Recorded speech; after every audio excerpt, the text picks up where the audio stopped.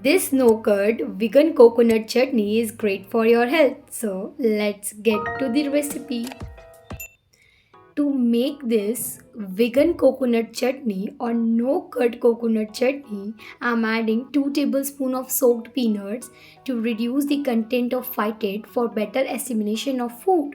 Next, I'm adding 4 tablespoons of fresh coconut, following by half green chili, 1 garlic clove, half inch of ginger.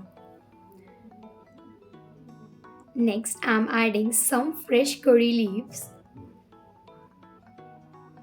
and squeeze half lemon.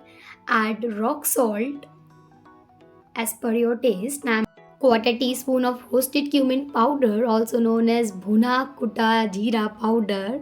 Next, I'm adding some water. Why are you waiting? Just go and blend all this.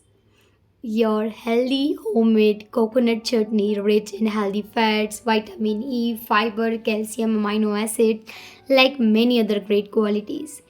Do add this chutney with your dosas and idlis and like this video and subscribe to my channel. My name is Sharon. Thanks for watching.